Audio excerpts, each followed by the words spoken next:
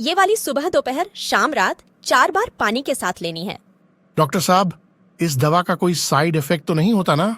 देखिए, modern medicine में हर दवाई रिगरस सेफ्टी टेस्टिंग्स के बाद ही मार्केट में लाई जाती है।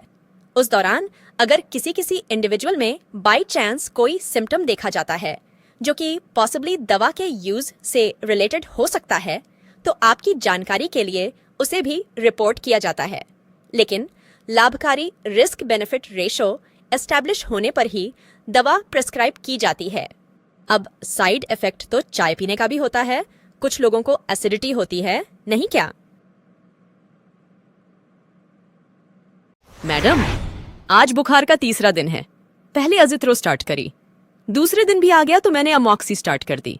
मेफ्टाल और आइबुप्रोफेन भी दे रही हूँ। बुखार कुछ देर बाद फिर आ जाता है। क्या करूं? ये दवाइयाँ आपको किस डॉक्टर ने सजेस्ट करी हैं?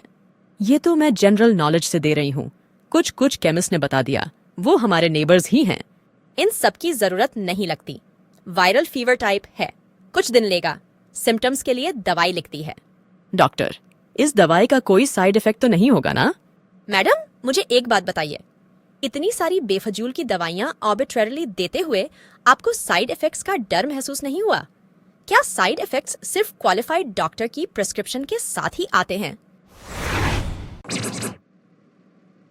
लेकिन डॉक्टर, आपने कोई एंटीबायोटिक तो लिखी ही नहीं। बच्चे का बुखार कैसे ठीक होगा? देखिए, एंटीबायोटिक्स बुखार कम करने की दवाई नहीं है। ये कुछ विशेष सिचुएशंस में ही फायदेमंद होती हैं, जिनको डॉक्टरी चेकअप से ही पहचाना जा सकता है। क्योंकि ज्यादातर आम बुखार वायरल इन्फेक्शंस के कारण होते हैं, इनमें एंटीबायोटिक्स का कोई रोल नहीं होता।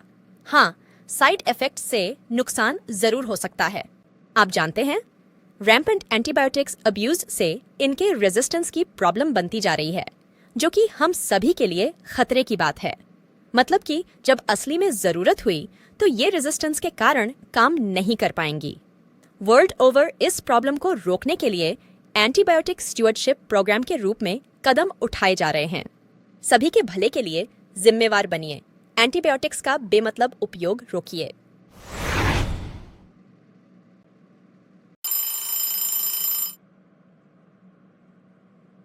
ये वाली सुबह दोपहर शाम रात 4 बार पानी के साथ लेनी है। लेकिन डॉक्टर साहब, आपने डायग्नोसिस तो किया ही नहीं। कुछ ब्लड टेस्ट करा लेंगी तो ठीक रहेगा। देखिए, इस डिसीजन की जिम्मेवारी आप हम पर रहने दें। टेस्ट क्लिनिकल इंप्रेशन में सपोर्टिव एविडेंस के लिए कराए जाते हैं। इनको कराने का एक उचित वक्त और कुछ शर्तें होती हैं।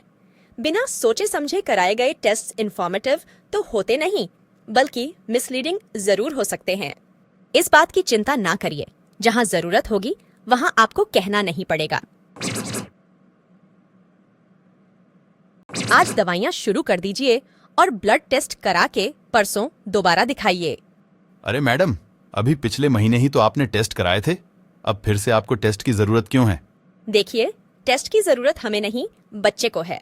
आपकी तरह हमें भी बच्चे को सुई लगवाने में कोई खुशी नहीं मिलती, लेकिन क्योंकि आप हमसे प्रोफेशनल एडवाइस लेने आए हैं, तो बच्चे की स्थिति के हिसाब से श्रेष्ठ सलाह देना हमारा फर्ज है। और हाँ, पिछले महीने कराए गए टेस्ट उस वक्त की बीमारी और स्थिति को समझने के लिए थे। क्या आपको लगता है कि उनसे आज की बीमारी और स्थिति का भी अंदाजा लग पाएगा?